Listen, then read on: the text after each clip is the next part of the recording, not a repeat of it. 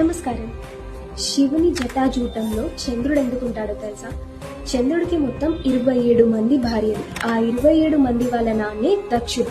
దక్షుడు పెళ్లి చేసేటప్పుడు ఏం చెప్తాడు అంటే 27 మందిని కూడా సమానంగా చూడు అని. కానీ చంద్రుడు ఆ మాట వినకుండా ఒక భార్యని మాత్రం కాస్త ఎక్కువ ప్రేమగా చూస్తాడు.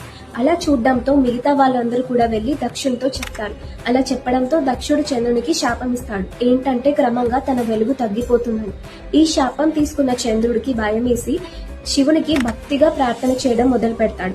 చంద్రుని భక్తికి మెచ్చి ప్రత్యక్షమై తన జటాజూటంలో ఉండే స్థానాన్ని ఇస్తాడు. అంతేకాకుండా ఆ రోజు నుంచి శివుడికి చంద్రశేఖరుడు అనే పేరు వచ్చింది. అండ్ ఆ 27 మంది భార్యలు ఎవరంటే మన జాతకాలలో చూపించుకునే ఆ 27 నక్షత్రాలే 27 మంది భార్యలు. సార్ కదా చంద్రుని కథ. మనం కూడా శివుడి భక్తిని మన లైఫ్ లో ఒక పార్ట్ గా చేసుకుంటే మనకున్న శాపాలు కూడా ఇలా ఆశీర్వాదంగా మారుతుంది. మీ అందరికి కూడా ఆ శివుడి బ్లెస్సింగ్స్ ఉండాలని నేను మనస్ఫూర్తిగా కోరుకుంటున్నా. Thank you for your time. అందరూ కూడా చెప్పండి ఓం నమ శివాయ, హర హర మహాదేవ, శంభో శంకర.